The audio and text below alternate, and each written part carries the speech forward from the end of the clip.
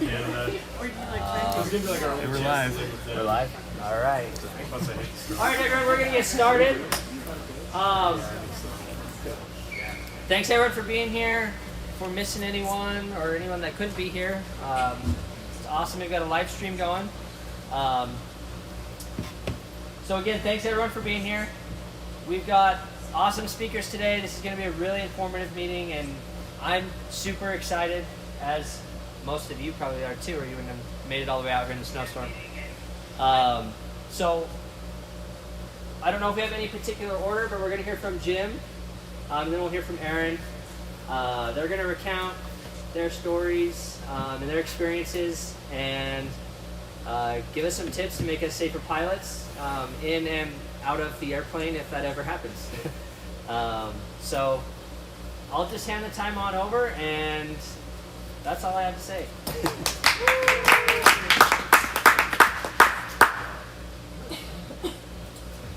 Welcome. Thank you. My name is Jim Abraham. They invited me here to speak a little louder. Sorry. They invited me here to kind of discuss my episode, what happened to me, why, how I had to bail out of the aircraft. But before I get to that, I want to kind of discuss stories, friends that have had other issues, and I want it to kind of sink in. I really want you guys to think. Everybody thinks it'll never happen to me, but trust me, before you know it, it can happen. Okay, so really, really, really think about some of the stories I tell you. Maybe a little bit morbid, maybe a little depressing, but on a lighter note, you know, aviation's a blast. Excuse me. It's been a little sick lately, but I just want to read something to you guys. None of what I have told or will tell you is meant to deter you or make you fearful. The old saying, knowledge is powerful. It can help you reach for success, overcome our faults, weaknesses, dangerous situations. These stories are meant to make you aware if it can happen to me and all those others I will be speaking about, it can happen to you. Your goal should be safety, success, and fun. It's an amazing and thrilling sport. How many do fly aerobatics here? Okay. Any newbies here that are kind of just starting, or okay? Did you guys use headsets? Yeah, just Okay. the GoPros. Soft helmet. Yeah. Okay. You know helmets. They're cool though. How about a lift? You guys ever use these? What's that? Well, I put a number. I wrote back here a little number between 1 and 100. Whoever gets the closest gets to. You can have this. Okay. Who wants to throw out a number? 27. 27. 73. Okay. Anybody else? 55. 44. 34. 57. 70. 77. 66. Okay. Who was the lowest? I said 13. Okay. Number was 2.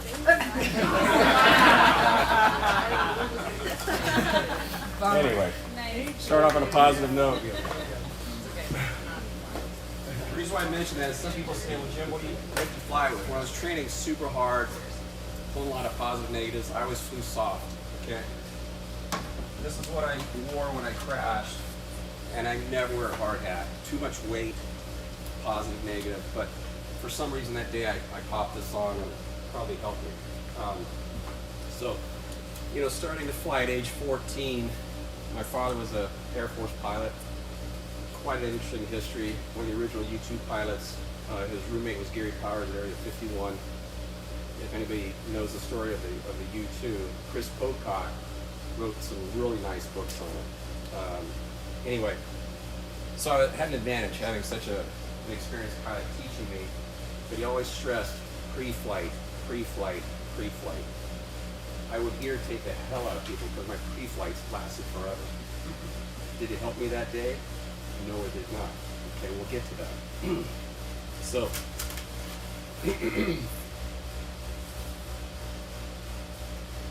Wayne Hanley. Does anybody know who Wayne Hanley is? Okay. We used to train a little bit, and he always told me, Jim, altitude above you does you no good. Think about that. Okay.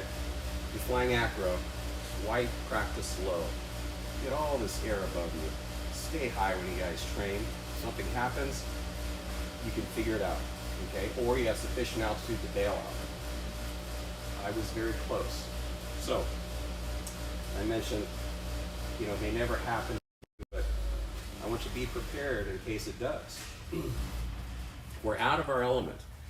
This is aviation. You can't just, you know, pull your airplane over, call the tow truck like we do when we're in our vehicles. Always remember that, pre-flight. I stress that more than anything. Don't put off any issues. A little squawk here, get it fixed. Take care of it. Know your airplane. Know it inside and out. I used to tell people, wash your own airplane. You're covering every square inch of that bird. You'll be able to see, oh, that doesn't look right.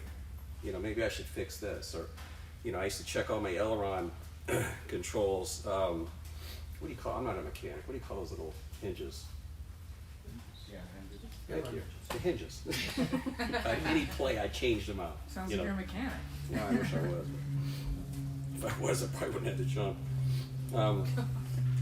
Also, check your bird after maintenance. I remember I had a annual done. I had all my plugs were loose, my stacks were loose, and luckily I had them all checked.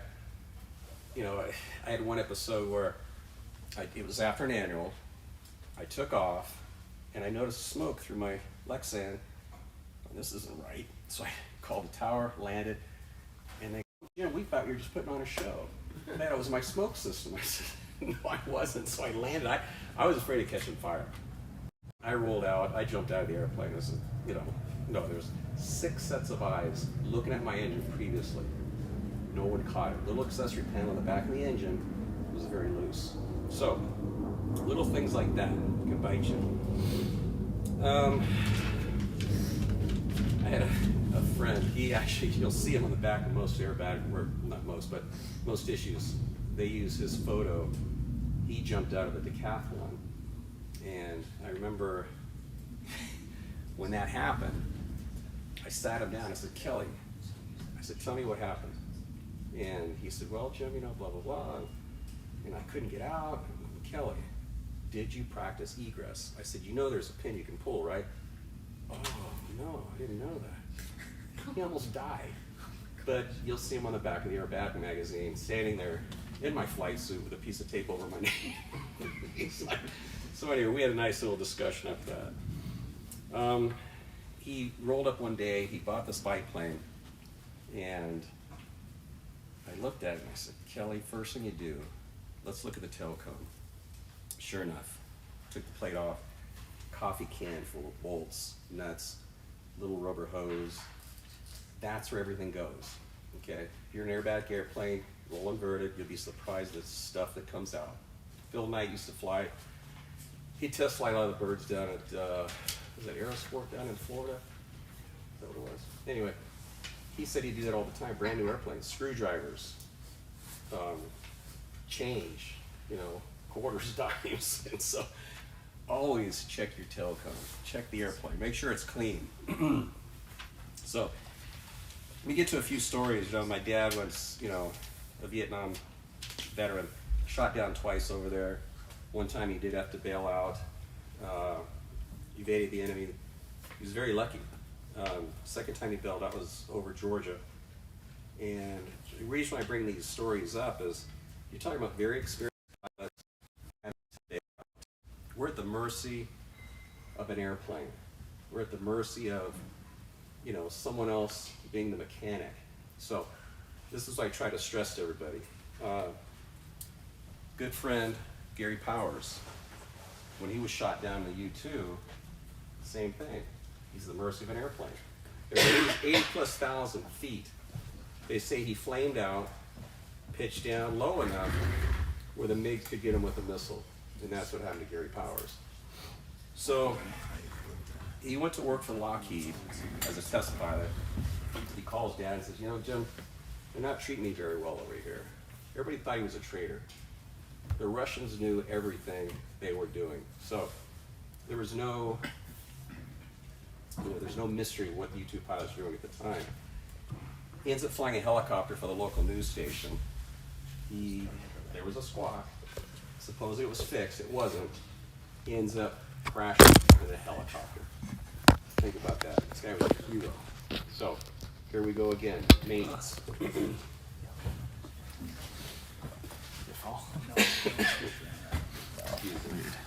of the issues I had personally were, you know, like in my pits, I had many issues actually. One time on my throttle was stuck wide open. Maintenance issue. How do you pre-flight that? You don't, you're not going to look and find out. I was throttle rod connected. So I'm screaming back to the airfield. I mean, luckily I didn't have it stuck closed in the middle of the desert while I'm practicing. So anyway, piece of cake, killed the engine, landed. The extra, you know, as hard as we flew, my freestyle was a constant +8, -7. The fuel tank ruptured twice.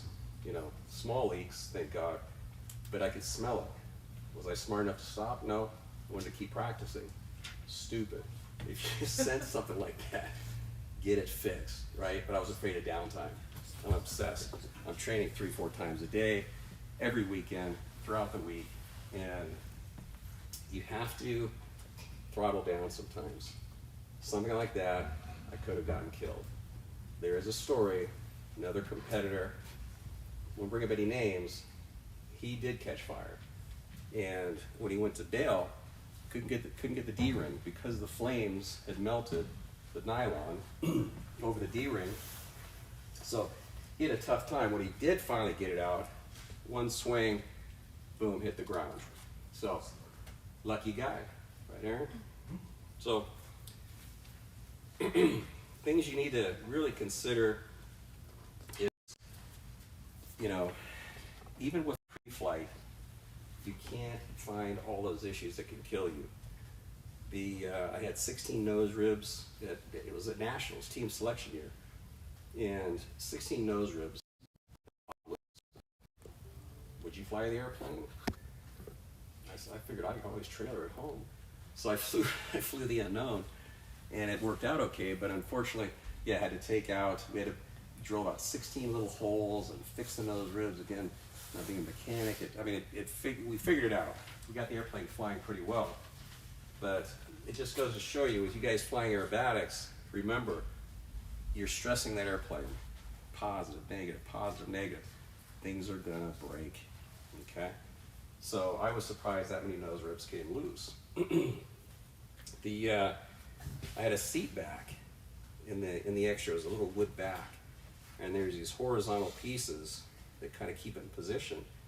And I was training, I had a hard pull, and I felt the seat drop a little bit, and that was kind of strange, so I slowed down, and of course the controls got really stiff. And I knew immediately something stuck in the tail cone. I keep saying tail cone, everything goes back there. So, spun around, lined up, kept my airspeed up, so I did have some pitch control, slowed it down, landed, and sure enough, big chunk of wood right there in the tail cone. Could have killed me. So, you know, I was lucky, real lucky in that episode also. So, fuel tank, seat, I mean, the stories go on and on and on, but another big issue too, and I'm kind of shooting back and forth with different stories here because I want you to kind of relate. You may have some of these issues develop yourself. Sergei Boryak was my coach. He's Russian. Knew the Sukhoi very well. We had a guy that had a Sukhoi, really interesting airplane, but he told Sergei, hey, I'm going to Colorado, high altitude, and I'm going to fly an air show with it. And Sergei goes, well, let me fly it for you. Oh, no, Sergei, I can do it. Didn't calculate DA, high altitude airport. He ends up getting killed. So, a lot of things to think about, right? Never should have happened. We had a really good group of folks that we trained with, mostly unlimited pilots. Steve Andelin, we talked about DA. He was flying a Red Bull Bird with Kirby Chambliss down in Mexico. And there's a video, you'll see the video if you look it up on YouTube. Didn't calculate his density altitude, pancaked, that was it. Got to consider that, high humidity. You know, density altitude is really critical, especially in aerobatics. Steve was a super guy. Mike Mangold, Steve Andelin, Kirby Chambliss, Vicky Cruz, Marta Meyer, Tom Wade, Jim Reynolds, best pilots in the world, no longer with us. Okay. Hope I didn't mention Kirby in that list. He's still with us. Kirby's still with us. Yeah, I didn't say. Okay, take him out of that list. Thank God. Where's that? We talked about Marta. You know, Marta Meyer was a unlimited pilot. She had an episode with I think it was the canopy. Same thing. Knocked her out probably. So, again, we're talking about stories that happen to super good, best pilots I've ever flown with. Now, why do we talk about this? Because I just want you to be aware it happens to everybody, or it can happen to anybody, okay? And then people say, well, Jim, how do you prepare for high Gs? Because that's an issue that can cause G-lock, and you don't want that. You don't want to crash. You don't have an episode where you're doing aerobatics. So what I would do is I keep my core temperature low, okay? If your core temperature is high, you have less tolerance to high G. So I keep my core temperature low, hydrate, no caffeine. Okay, caffeine increases your heart rate, diuretic. I wanted to stay hydrated. Very important. Now, how do you tolerate high G? How do you build up to it? Sergey, Russian coach, Russian way was first day 3G, second day 4G, and after that, unlimited. Push yourself as hard as you can go. So, that's a big, big factor. So aerobatics, I took it as it's an athletic event. If you guys are really serious about it, start learning about the physiology, you know, how much can you tolerate? I don't do any cardio, I did not when I was training. I just lifted weights, okay? A lot better tolerance to high G loads. So anyway.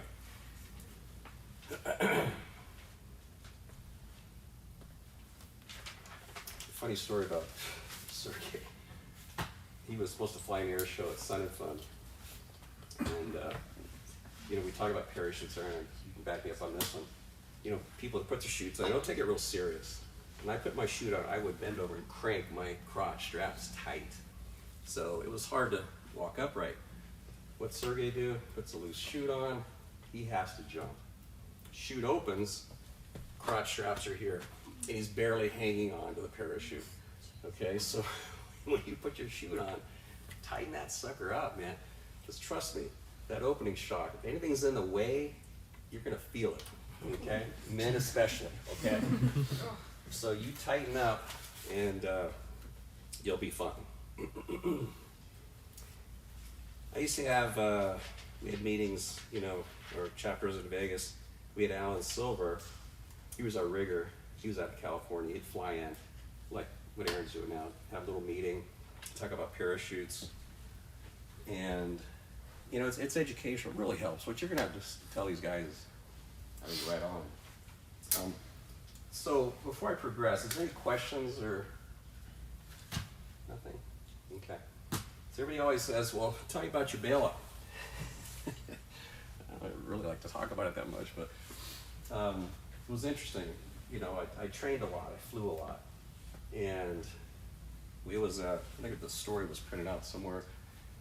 My dad never comes to the hangar at night. He would always visit on weekends, but for some reason that evening he shows up. And in the evenings I would do my couple flights, and I'd do my maintenance, and he shows up and he starts cleaning the canopy, and he closes it, because every time I would land, canopy was always open. Puts your airplane in the hangar, no reason to close it, so I'm going to climb in the next day, shut it and go. He shuts it, it wouldn't open. It was defective. Now think about that. If it would have stayed open, he never would have showed up that night. I would have climbed in the next day, closed it, I never would have got out of the airplane. So, wasn't my time. So anyway, I get in the next day, take off, and I'm just kind of playing around the desert, chasing this pickup truck. He's having fun too. And I decide, well, you know, I hear Wayne Hanley's voice. Altitude above you does you no good. I'm going, yeah, boy, you're right, Wayne. Pitch up and start doing different maneuvers. And I figured, okay, time to go home, facing right toward Vegas. Let's do one more outside snap. Pop the stick, foot goes away, my heart sank. rudder cable detached, and the airplane's stable. Oh God, not me. So I reached down and thinking, please be detached from the pedal, not the horn. It was off the horn. Oh God, I gotta go. Make a few radio calls, and as soon as I made my second call, airplane pitches down, vertical, unplugged helmet, canopy, gone. And trust me, all I can think of is, what if this chute doesn't open? No reserve, right? No reserve, right? Like we do for skydiving. So, heart rate was probably about 200, respirations about 100. And I just remember clearing the airplane, and my visor, visor was down, but with the wind, I mean, it just blew right off. It blew off. But before that, I saw the airplane just doing this, and it wasn't a lot of time. When I cleared, I just remember screaming, just pulling that D-ring, and all of a sudden the chute opens, like, oh God, great canopy. And I'm going, okay, now I gotta land this thing. Those big yuccas, cactus. So I steer, big opening. Perfect. Hit and roll, grab the chute, and I see this little Cessna circling. Come to find out later, he was an instructor with a student that had a camera. And I find this guy later, I go, why didn't you take pictures? I would have loved to have seen what happened. Well, I didn't think about it. I didn't think much of it either. I just want to land that damn thing. So I walk over to the airplane, and we had one shot of the crash site, but you can actually see so the rudder horn here, and I think it's on the others. Yeah, that's the right side. It was the left side. But once it pulled through, because the cable comes through the horn, there's a NICO press, is that what you call those things? And there's only one. And after that, on the extra, I had to put 3 or 4, okay? Because I tested those runs. But Wayne Hanley, his mechanic, built that airplane. Wayne calls me the next day. He goes, Jim, what happened? He goes, so-and-so, so you don't have to say his name. He's in tears. I said, Wayne, I just told him I'm fine. Crash the airplane. He goes, he says he'll never build another airplane. So I felt bad for him, but I'm just glad I'm here, and I'm glad I can tell the story and maybe bring some awareness to you folks that we still want you to have fun. Just be aware. No egress, okay? You're not gonna have a second chance. I was fortunate. I heard Wayne's voice, get back to altitude, did a couple maneuvers, but they say my chute opened at 300 feet. Trust me, this is a very short ride down. So, again, I was very, very fortunate, but if you can just remember a few of those stories, look at your airplane, sit in there. This is what I would do. I'd be in the hangar, and I'd close the canopy, and I did this, God, for years. And I'd think, okay, boom, boom, boom, helmet, unplug, straps, canopy, go. You're not going to know what scenario you're going to be in. Are you going to be in vertical? Are you going to be in a spin? Are you going to be vertical? At that point, you just got to get out of the airplane.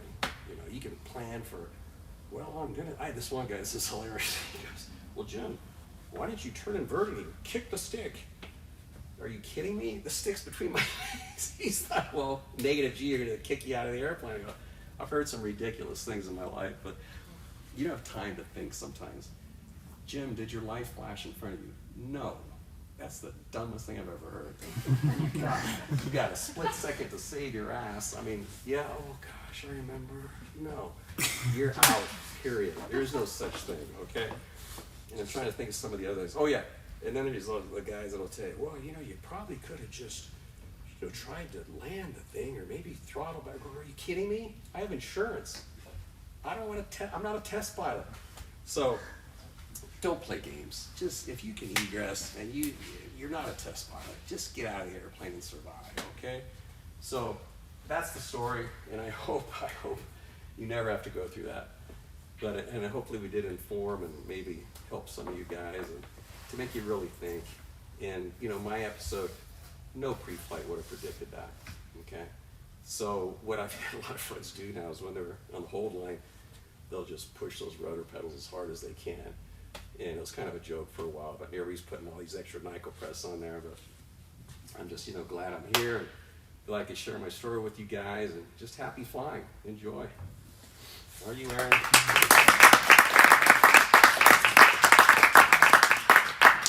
So, Jim, I got a couple questions for myself and for the audience. So you're flying a DR 107-1 design, Yeah. which is an experimental low-wing monoplane tricycle gear, single seat, and it has a fixed windscreen. Is that correct? Correct. And a sliding canopy. So you have to slide the canopy back to get out. Right. So we got other types of canopied airplanes, such as the Extra 300 over here, which has a tip-up canopy but no fixed windscreen. So if you had lost a canopy in flight, you could still land, Oh, yeah. provided you got your helmet with your visor. I have a similar helmet. I hardly ever wear it anymore, though, because it's bulky and heavy. These will blow off pretty easy, though. Yes. Even with the Well, our friend Richard Johnston, he lost a canopy in flight a year ago, December, and in an Extra, which has no fixed windscreen, and found it very challenging to get the airplane back home. You always wear a parachute when you're flying an aerobatic airplane. Absolutely. Absolutely. Okay, I even thought about why not, if you guys are out there in your Archer or your Cessna, why wouldn't you wear a parachute? I mean, there's stories of guys that, like at our airport, guy got killed, his airplane caught fire. I'm thinking, wow, what if he had a parachute? But with the Archer, you can't egress the airplane because it doesn't have a jettisonable door. I'd find a way, man. Yeah, unfortunately, I had hoped that our decathlon would be here so I could demonstrate the fact that although the decathlon has a car-like door to it, it's jettisonable, like your friend Kelly in the magazine. It has a ring that you pull like a hand grenade, and then a red lever, and then that pulls out the hinge pins, and you can kick the door off. But no, we don't wear parachutes in the Archers because there's no way of egress. Yeah. The Extra is placarded to wear parachutes at all times. So whether I'm flying cross country or whatever I'm doing in the airplane, I'm always wearing the parachute. And I always put the parachute on exactly the same way to be prepared for a bailout. You could make a case that you're more likely to have a bailout scenario on a cross country flight than on an aerobatic flight, or a more successful bailout scenario because you're likely to be up at a higher altitude. Are you familiar with the sad story of Joey Frasca? So I don't know if you've ever flown a Frasca simulator, but he was the son of the founder. He was on the U.S. team and was coming back from the Nationals in Texas in his home-built monoplane, and somewhere over Arkansas had an engine failure, and he bailed out and fell out of his harness. So no one will know for sure what happened, but the supposition was that because he was flying cross-country, he had not put his parachute on. But That's when it came- Sergey. That's what Sergey was. He was. Yeah, when it came time to bail out, he tried to quickly put the harness on, but didn't properly follow the leg strap, so that when he pulled the ripcord, he fell out of the harness and was killed. So I do a lot of demonstration flying, a lot of instructional flying, both in the Extra and in the Super Decathlon. And one of the things that I insist on is that we do a thorough parachute briefing, cockpit briefing, belt, canopy briefing, and then I put everybody through an egress drill, where I say, ready, set, go, bail out, bail out, bail out, and time them for how long it takes for them to get feet on the floor and their hand on the ripcord. And I've seen it go anywhere from personal best, or I've seen a young man who did it in about 8 seconds, but I've also seen cases where it took people 30 or 40 seconds to get out of the airplane. So it's a very long time when the airplane's going down. What do I do with that?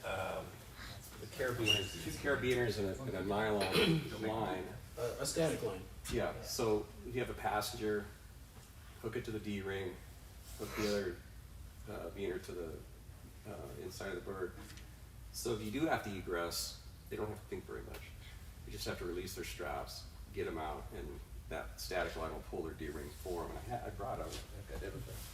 Yeah, Anyway. a couple of our seat packs have static lines available. Oh, yeah. So it's similar to what would happen in a military bailout, where all you do is get out of the plane and the Yeah. parachute deploys automatically. D-ring, The yeah. static line.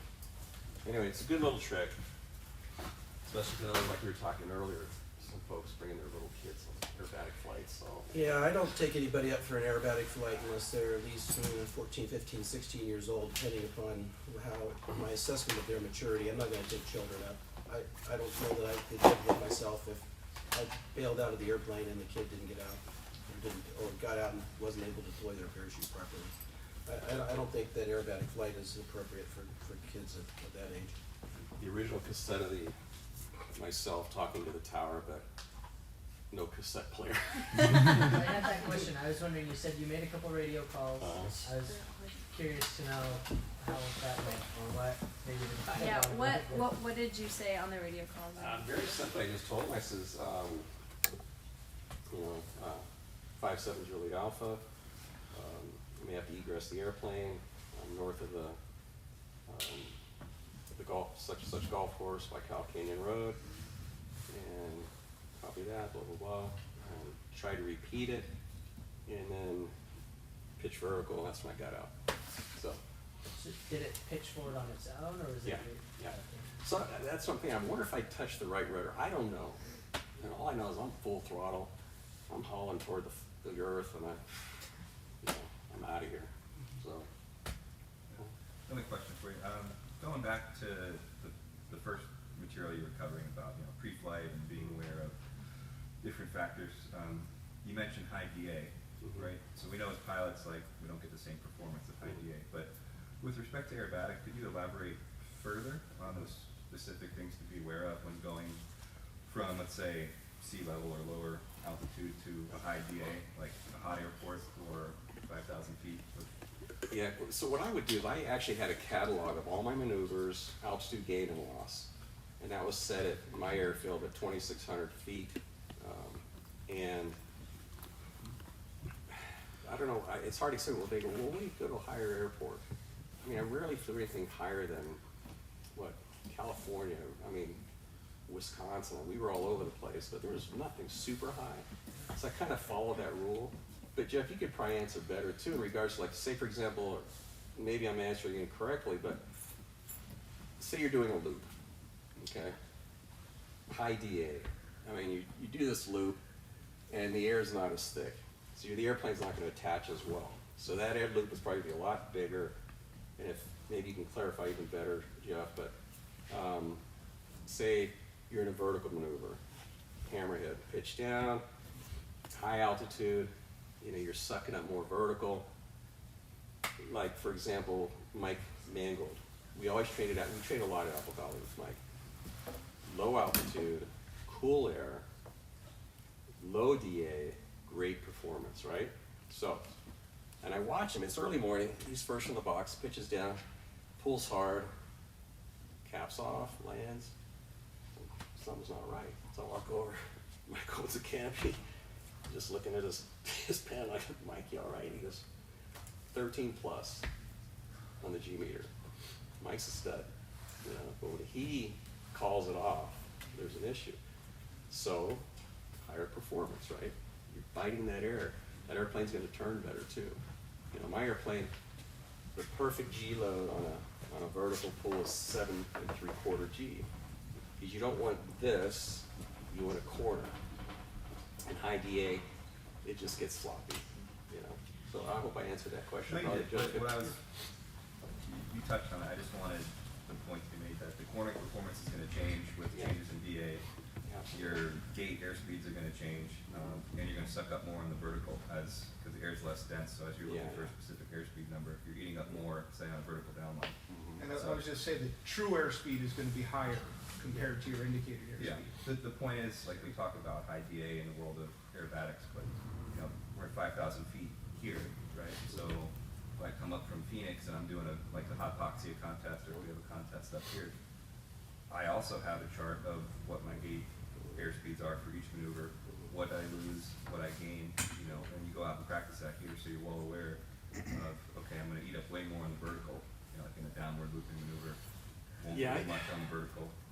Yeah, So, it's interesting. I rarely looked at my airspeed. Even when I land the airplane, I never looked at my airspeed when I'm flying. Maybe a snap, but during my sequences, everything was memorized. I just flew. I flew as hard as I could, and I didn't have time to maybe I better memorize the sequence, practice the sequence. I used to have a stack of unknowns. I'd go out and I'd memorize a couple that day, fly it, and then land, study a couple others. but maybe I didn't answer the question wrong. But I just didn't look at airspeed, honestly. You know, I don't know if that's smart or not, but I just didn't have time. You know? Any other questions or?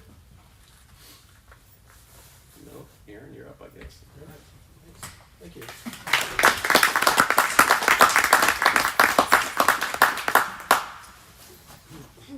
So Aaron Winkelstein is our parachute rigger. He's an A&P mechanic up at OK3 in Heber, and also a professional skydiver and rigger. Pro skydiver, parachute rigger, He's does all of our skydiver. regular parachute maintenance. I've been maintaining Jeff's parachute since about 2018-ish. Yeah, we're talking about care and feeding of your emergency parachute. So yeah, yeah, go for it. So yeah, I've been jumping since I was 16. Started in, what was that? 07. Have about 5,000 jumps. Became a parachute rigger.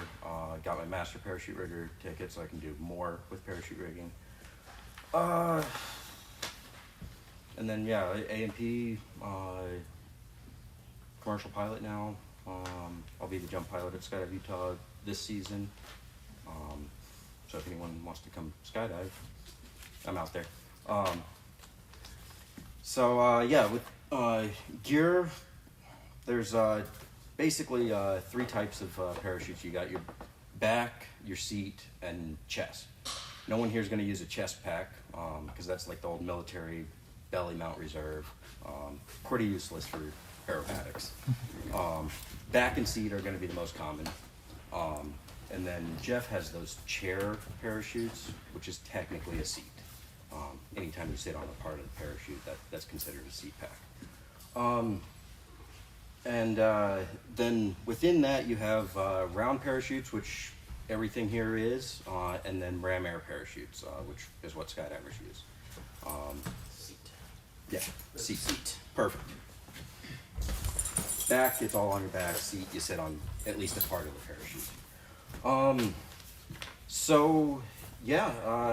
As far as ram air goes, there's no actual requirement to have training to fly a ram air, but it's a really good idea. People can get hurt, they're maneuverable, they can turn, dive. It's a wing over your head. So if you do want a ram air parachute as your emergency parachute, get some training, go learn how to skydive. At least take the first jump course, preferably get licensed. As far as rounds go, you got steerable and unsteerable. No real major difference. I mean, steerable gives you the ability to turn a little bit and maneuver a little with a round parachute. At least you can face into the wind and steer away from major obstacles. But either way, you're gonna pretty much go where the wind takes you. And that's kind of the types of parachutes. And you've got questions on what you put on your back? So are all of ours steerable? I believe so. I'd have to double check. I think I have one that I have maintained that's unsteerable, and I don't think it's any of the ones here. Basically there'll be a little green line that you can reach up and grab and pull, or some handles that you can grab and pull. And that's pretty much it. As far as care of gear, you are required to get it repacked every 180 days, not 6 months, like a lot of people think. It is by day, which can make a difference for some people going to the competition. You can have an out-of-date parachute, something to watch for. And then, let's see. As far as parachute size that right? goes, that looks right. Sort of. Is that right? Kind of missing something. What am I missing? Can't get to that handle. So yeah, when you put on a parachute, put it on the same way every time. Make sure you're putting it on correctly. These all have manuals. They all show you how. And you want to make sure that D handle, that's your life-saving device. That's what opens your parachute. Why do they call it the D ring? What's that? Why do they call it the D ring? It's D-shaped. It's physically shaped like a D. There's a few other shapes out there. And a ripcord. Yeah, it's attached to a ripcord, which is attached to between 1 and 4 pins.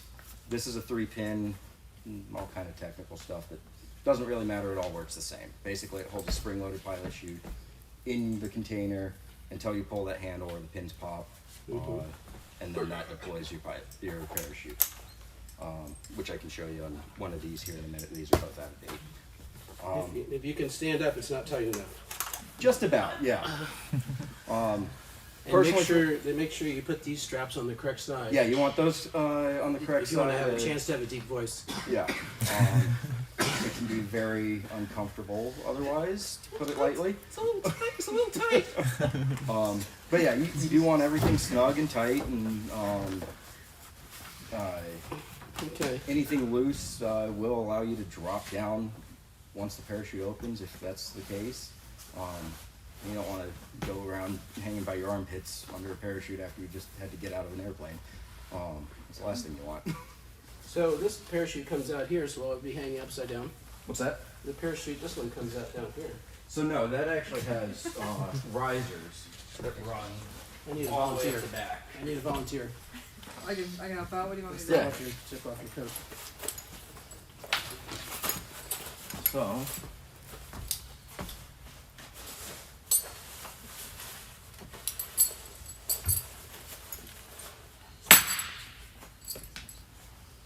arm through there, arm through that side.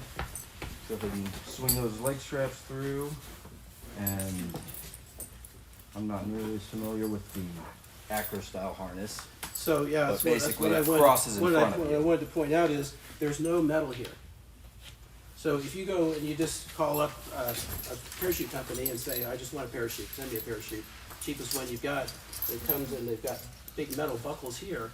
And when you strap into your aerobatic airplane with the padded hooker harness here and crank that down, you might be okay pulling positive G's, but Dr. Jim, what kind of negative G's did you say you did? On average, 7 to 8 negative? Yeah. Okay, so just imagine you're pushing like this, and you're going 7 times your body weight up against those straps and those metal buckles. It doesn't feel good. So yeah, So order an there's those aerobatic- metal buckles for Aer- non-acro harness. Aerobatic harness. Yeah, so these parachutes I purchased in 2007 when I purchased the Extra, because they said this is the parachute that's recommended by Extra. It's a contoured chair pack. So the parachute is packed all along, all the way even down to here. And you sit in a padded reclining seat and an aerobatic harness. And you For can the- see it's very thin, Yes. so it gives you a lot of space in the seat. Yeah, whereas- so if you have a big thick backpack, it might push you so far forward that you can't get rear stick travel. The Decathlon though is made to take a seat pack parachute, which is kind of a traditional military type thing. The seat cushion comes out of the Decathlon, and then this goes down onto the seat pan. Yeah, so you actually sit on top of the parachute entirely. Right, and so there's no canopy here, this is just padding. So they're not comfortable to walk around on the ramp. You feel like you got a big wet diaper on, big full diaper on. But these parachutes are generally left in the airplane. You get in the airplane and you buckle the parachute on. Whereas I usually put these on outside of the airplane. One of my great fears would be that I buckle my parachute and that somehow I pass a strap through around a tube in the airplane. And then when I try to bail out, I'm tethered into the airplane. So I want to put my parachute on before I get in the airplane, so I know that I'm not hooked to the airplane at all. And then I get in and put it on. With the Decathlon, though, we usually leave the seat packs stuck in the seat pan of the airplane. These are rated at 250 pounds. Mhm. How about these? I believe the same. I'd Sim- have to double check, but yeah, I believe it's most parachutes are rated around 250 pounds. Simple round canopy Yeah. with some vents in the back to give Yeah, you a little usually forward vents to speed. give you a little bit of forward speed, a little And- steering ability. And if I were to pull on the handle, which Yeah, way if do I you go? pull on the handle, you'll turn in the direction that you pull. So you pull right, you're going to turn to the Turn right. right and pull Pull left, you turn to the left. Okay, should I go and I take a couple of tandem jumps just so I get used to the idea of jumping out of an airplane? I think it's a great idea. I mean, I've owned parachutes for 30 years, I've never used one. Yeah, if you've never used one, going out and doing tandem is a good way to experience what it means, what it feels like to get out of an airplane in a relatively controlled environment. I mean, you're still jumping out. Yeah, Regarding the weights on the parachutes. Yeah. So it's just important to be under the weight limit. under or the weight limit. Yep. What if you're significantly under? There is no minimum. Basically, if you are, as long as the harness fits you, a parachute that's too big will just come down a little bit slower. Which is better, but it's not, you're not gonna be so light that it won't deploy. No, for a round parachute, you can't underload it. Yeah. I actually just have a statement. I'm Tim's wife, and the day he crashed, I was actually cooking her waiting to go to lunch. I didn't cook lunch. And when I heard the ambulances going down the road, I knew it was something suspicious. But he had just gotten, what do you call a certification when you learn how to skydive? Mhm. He had just gotten that. Shortly before. And I do believe that also played a factor in him being here today. And because right after that happened, there was another person who was killed. I believe it was in a plane crash, and he had a chute on, and it didn't open. But when they found him, it never got pulled. He was scratched. He panicked and never found that D-ring. So I just think how smart it was that he did that, because he had that experience, he had that film, he knew what it felt like to get out, and he had the confidence to find that and pull it. That was close too. So I just think if you're gonna be out there doing this kind of stuff, as fun as it is, for your wives, your girlfriends, your moms, figure out how to open that damn thing. Yeah. Yeah. Alright. If you don't have a static line like some of these actually do, and even if you have a static line, because there's a possibility it comes unclipped, it could fail, it could break, who knows? All kinds of possibilities, especially when you're getting out in an aircraft that you don't want to get out of. Look for this handle. You actually look and grab this. I can't tell you how many students I've had when it comes time to pull, they go and they're fighting their harness. They're grabbing onto something and it's not the handle. So you look down, it's right there. You can see it, grab it, pull it. Yeah. With skydiving rigs, do they have a D-ring or is it a... So skydiving rigs have two parachutes. They've got a main and a reserve, and they actually look very similar to a backpack style. The main is stored down at the bottom and deployed usually by a hand-deployed pilot chute, so the little hacky that you throw out. The reserve is a D-ring, so it's a actual very similar setup to these. So, I mean, and it's always on the left side. So whether you go from a skydiving rig to a pilot rig or a pilot rig to a skydiving rig, that handle's still in the same place. It's just the reserve handle, though. Yeah, not the it main. becomes the reserve handle instead of the emergency handle. Another dummy question, is Yeah. there like, obviously you just need to pull it, but like, is there the best way to pull it with a certain hand across your body, down, up, to the side? Ultimately, get it pulled.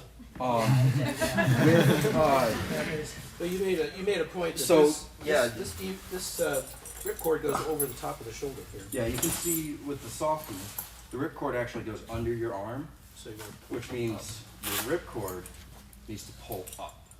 I mean, ultimately, if you just pull this out, it's gonna pull. Yeah. There's only about 20 pounds of force on the pins. whereas this one, you're better off to pull Out down. and down, yeah. So, whatever parachute you are wearing, see which way that ripcord needs to go. Yeah. And if somebody gives you a strange parachute to wear, open it up and look. Yeah. Here's So the pins go up. Pins are all in. The rigger's seal is still on, Yep. and the packing card shows that it was packed within 180 days. Mhm. So I've seen parachutes that haven't been packed for years. Yeah, I have like 3 of those in my basement right now. How long is the static line if you have a shoot static line? It depends. I believe the ones that you guys have that have static line are about 15 to 20 feet. So I mean, it wouldn't take very long from the time you get out to when it would actually pull. but you still want to pull that handle. So, as I said before, these are one of the 2 parachutes that goes with the extra. So I bought this airplane for many reasons, one of which is a fast traveler. I put my wife in it. She hates it. It's too loud, it's too drafty, don't like the front seat. One of the things she hated most of all is these parachutes. So one day we're at Oshkosh, we're looking at the exhibits hall. We went to see your friend Alan Silver, parachute rigger. And I said, let's look at some parachutes. Okay, honey, we'll look at parachutes. And she stands there. And I explained to Alan Silver, I said, Carol just doesn't like wearing the parachutes. He said, well, what's she wearing? She's wearing a strong chair pack. He goes, she can't wear that. Why would you put that parachute on her? That's all I have. So cut that off. So I said, come here, honey. Pull this out. Yes, dear. This is the parachute you like. He said, this is a lady's parachute. So go ahead and strap that on. So it's got a chest strap. Just fasten this across here. When doing up the chest strap, make sure it's not through the handle, because Yeah. otherwise you're not going to pull very far. That down around your, it goes around thigh. Now these go on the same side now. Same size. Same side. Yep, same side. Gotcha. So this is not really a great aerobatic rig because it has the clamps down here. But tighten up that chest strap. You see how much better that fits? It doesn't fall off the shoulders, does it? Nope. On shoulders. There you go, model it for us. I said, sold. So, there you I go. said, don't you want to know how much it costs? I said, no, I want her to be comfortable in the airplane. And so this is her parachute. So we use this for the smaller people, the adolescents or the ladies or whatever, because you don't want to be bailing out and have this strap off your shoulder when you deploy the parachute. Just like you said with Sergei, you know, he didn't fasten the straps so that his leg straps were right here, and when he deployed the parachute, he's hanging out like this, right? The straps have got to be there. All right, Go. are we ready for the piece de resistance? I had another Well, no, question. I yeah. don't know if there. I was just going to ask about maybe body positioning or other recommendations. Or Ultimately, do you sit- wait a second before you start ripping the cord, or You do want to clear the airplane, ideally, but really get something over your head. You don't necessarily know how high you are. These take between 300 and 500 feet to open. It should be closer to 3, but it could be up to 500 feet. And that's just to get it over your head and inflate it. That doesn't mean you've slowed down enough to where you're not going to get hurt on the landing. So obviously altitude your friend. Clear the plane ideally and pull the ripcord. If you want to give it a second, that's fine. Body position is not really going to matter that much.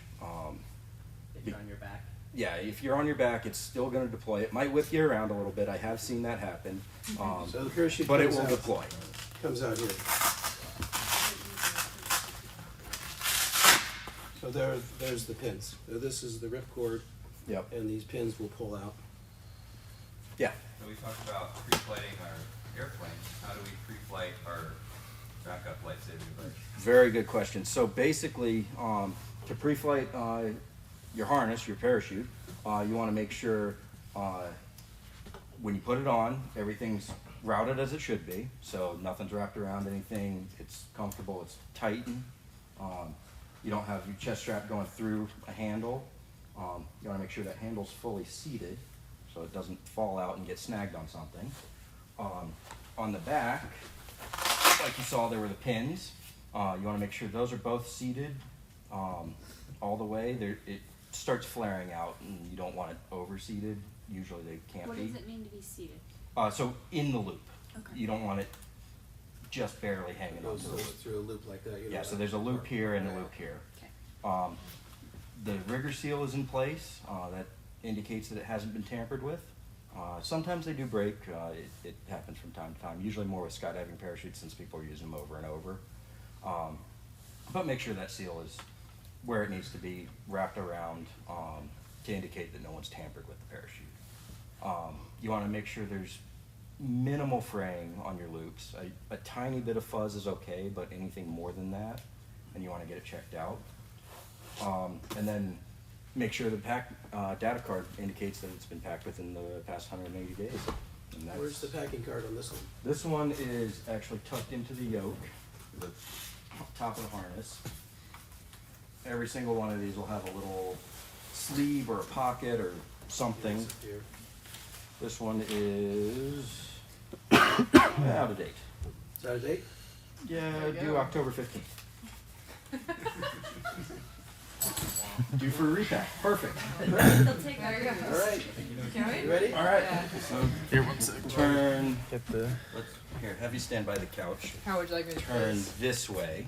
This way. Yep. And pull. Woo! And that is your pilot chute. So what happens on a deployment? You pull that handle, comes all the way out. This is your spring-loaded pilot chute. It's a giant spring. I've been hit in the face by these. They're pretty strong. Catches air, and then pulls the rest of the parachute out. We'll leave it in there, but Can we pull it out and look at it? sure. So it's got rubber bands around the shroud lines. Yeah, so you get all of the canopy out, and then there are rubber bands which actually stage the deployment process. So it allows the canopy to reach your line stretch before it starts inflating. Basically keeps it in the right sequence. And then Does it have a diaper? this one has a diaper. All of yours have a diaper, I believe, yeah. Diaper is what wraps around the bottom of the canopy, keeps the canopy closed until the lines have all played out. And then it opens up and starts inflating. Any So if I questions on crash that? in the desert, I can open this up and make a tent out of it. Yep, Just you like- could make a tent out just of like an this. astronaut. Opens up nice and wide. You can see mesh vents. Those are on the back. So I told the wife, I said, I bought you something nice. It's all slinky made of nylon. And this is not what she thought it was.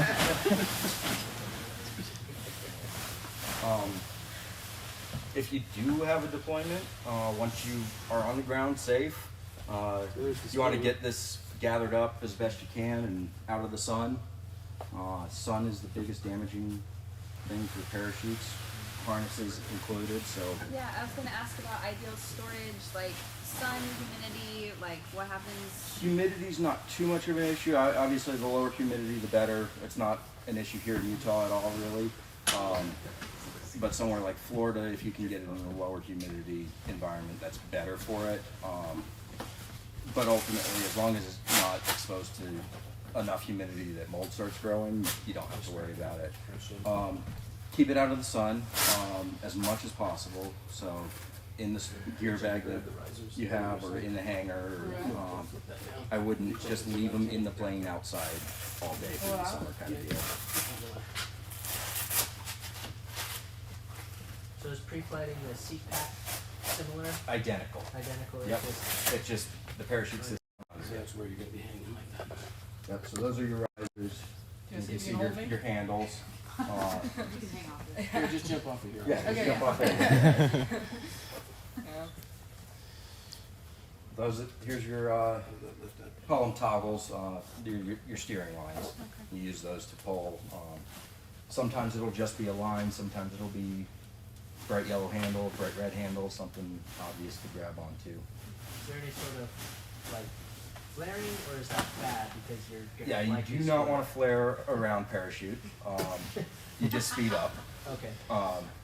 If you do happen to be flying a square parachute, you do flare those, just like you would flare for a landing. But if you're flying a square parachute, you should have the training to be able to fly one of those. So how do you want to land when you are coming to the ground? So basically, you put your feet and knees together, hang onto your risers, and keep your knees bent a little bit, and it's just a tuck and roll maneuver. So you absorb the energy as you roll across your back. How hard are you hitting the ground? Really not too hard. You're probably coming in about 5 to 10 miles an hour vertically, roughly. That can vary on density, altitude.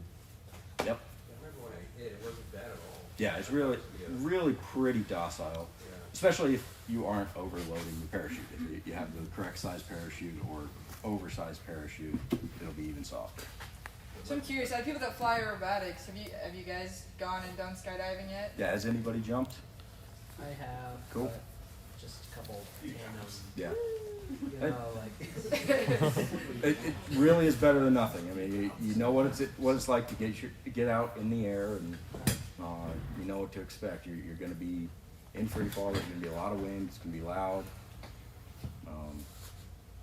But ultimately, just get a parachute over your head. So, any other questions? What's the best way to clear the aircraft to avoid coming in contact with it when you bail from it? That's going to depend on the airplane. So like a high wing, for example. High wing, you want to go down and towards the tail, if you can. Obviously, you could be in unusual attitude. You could be spinning. There's a lot of ways that won't be necessarily practical, but so you're getting out of the decathlon. It's kind of a down and out motion. Something like the extra. You want to clear the tail, obviously. You don't want to hit the tail, so if you can go down and out with that as well, that's ideal. If you can manage to get out when you're inverted, not a bad idea either, but it ultimately just kind of get out. Yeah. I stood on the seat and I pushed as hard as I could, but I'm again vertical, but I did hit the rudder. I didn't realize it till Alan, the rigger, called me and goes, Jim, did you hit the airplane? I said, well, my butt's a little sore. I did see paint on the container, but I was very lucky I didn't hit the flying wires and get hung up the nose. So I just pushed as hard as I could and cleared that way. Yeah. Just do what you Push as hard as you can. Get away from the airplane as best you can. You don't know what kind of situation you're going to be in, how the airplane's going to be handling, what it's going to be doing, what attitude. So. Yeah, in a decathlon, I would dive down Yeah. and out to try to clear the tail, provided the airplane was still upright. I think there's a popular misconception that you're going to be like a feather, and as soon as you hit the slipstream, you're going to go back to the tail. But you have a fair amount of inertia, so you're gonna fall down Yeah. away from the airplane. You're not going to be flung back to the tail. With the extra, Jim was talking about, people suggested that he push on the stick. I think if the airplane's controllable, yeah. Like if there was a fire, but the airplane was controllable and I was bailing out because of fire, I would definitely roll inverted, push the stick, and go out. But in a tumbling situation, all bets are off. I think what else? Do you release the canopy first before you roll into it? Yes. Probably, yeah. The first thing I would do is get the canopy. Get the off. canopy or door or And then I whatever would you roll have, get inverted, it out of the push. way. I would release my belts and I would roll inverted, push on the stick. If you go to the Paraphernalia Softy website, they have Jim's testimonial, Ann Kelly, and Todd Ashcraft. Todd wrote a great article for Sport Aerobatics based on his experience bailing out of the Kristen Eagle with his partner. And they had an engine fire and bailed out at a very low altitude such that he was not under canopy for any noticeable length of time, and in fact made a big stitch mark in the soybean field. So even a fraction of a second later, and he probably wouldn't have made it. But he also hit the tail on the way out. Yeah. I'm curious, when I did my tandem jumping tour decades ago, the one thing that stood out to me that they were stressing is like all these stories about parachutes not deploying correctly. It's like know who packed your shoes. Like they kept stressing that. Know who's the person that packed your shoe. If you did it yourself, you trained. Has anything changed in 3 or 4 decades? It's still a good idea to know who your rigger is. I mean, make sure it's not some guy off the street. But Don't forget the whiskey when you save yourself. yeah, the whiskey is always key when you get a save. But all certified parachute riggers, we have the same FAA certificate that you have as a pilot. So you can look up any rigger that you want through that same airman process online. Usually if you take your parachute to either a drop zone, they have a full rigging loft, so they'll have reputable riggers working there. So, I mean, you don't have to really know exactly who packed your parachute, but it's a good idea to at least have met them and know of them, or at least have secondhand knowledge of who's handling your gear. So, yeah. What does it look like the process to get that license look like? So it's a, you start out, you do, usually it's a mentorship. There are some classes. You do 25 pack jobs under supervision, and then you go take a FAA written test, same exact testing procedure, computer testing as pilot or mechanic or anything else, and then you do an oral practical, same as pilot. So, and there's DPREs for designated parachute riggers, examiners. So, pretty similar process. How long does it take you to rig up a parachute? I'm sorry, what was that? How long does it take you to rig up a parachute? Between about an hour and a half and 2 hours for a full pack job. So that basically my process is when I get the parachute, I'll inspect the full harness, make sure there's nothing major there. Then I'll open it up, hang up the parachute, inspect the canopy, the lines, all the parts, and that takes the majority of the time. And then I stretch it out and start the actual pack job itself. So yeah, about 2 hours roughly. Yeah. Bad for a parachute to get wet. It's bad for it to stay wet. You won't damage the parachute if it gets wet, as long as within a day or two you have it opened up and drying out. So you do want to, if it does, let's say there's a leak in the hanger, your parachute gets wet, you should open it. Yeah, lay it out you should and get dry it open, or at least get it to a rigger, and they'll be able to take care of that. But yeah, open it up, let it air out, get it repacked. And depending on how wet it gets, it can take a day to air out, it can take a week to air out. But a little rain, maybe going in and out of the hanger. But yeah, I mean, get just a little damp on the outside, not a big deal. It's like if I dropped it in a puddle versus... Dropped it in a puddle versus just walking through a light rain. But like if I drop it in a puddle, I probably should get it repacked. Probably should get it Okay. checked out. Yep. Thank you, Aaron. Cool. Yeah.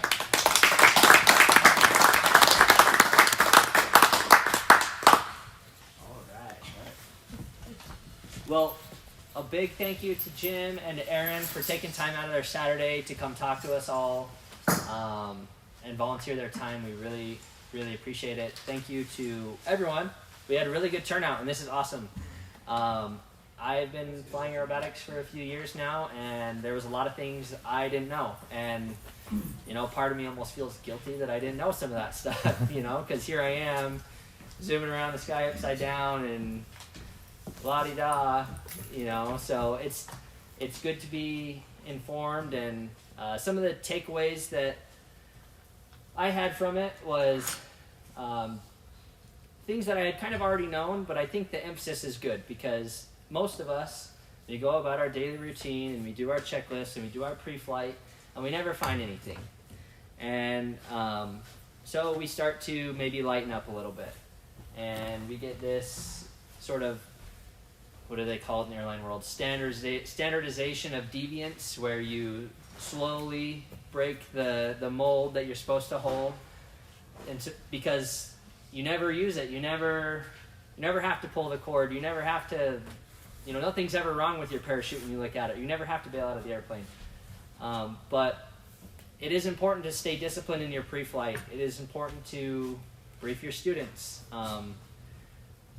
I've been in airplanes where we've found seatbelt buckles that have worked their way into the tail and been jammed in between the tail, the rudder, the elevator stops. You go out and you do a spin lesson and it gets stuck in the wrong spot, you'll go all the way down and you won't know until you're probably crossing through your floor altitude, and at that point, who knows? So being disciplined and thorough with your pre-flights, it's just good reminders. Another thing for me is I always always brief not just my students, but my passengers. If I'm putting a parachute on someone, I'm going to give them the whole enchilada. I'm going to say, I'm going to be behind you. I'm going to tell you to bail, bail, bail. We walk through the whole procedure. A couple of times on the ground, I get them in the airplane, I do it again. Sometimes I think to myself, oh, what's the use? Why do I need to brief someone? Well, because the one time that maybe you don't is the one time you wish you would have. So, like anything we do in flying, maybe a lot of us knew some of this stuff, but having these reminders to stay disciplined because it does happen to people. And I thought it was super awesome to learn about the parachutes that we wear all the time, and I've never seen one open. I've never seen a ring pulled. But anyway, thank you again for everyone. We have root beer floats in the back, and make sure before you leave to shake Aaron and Jim's hand and tell them thank you, and that we really appreciate them. So Thank you. that's it. Thanks everyone for being here. I'm gonna ferry Jim and Donetta back to the parking area. Does anybody else need to go to the parking area right away?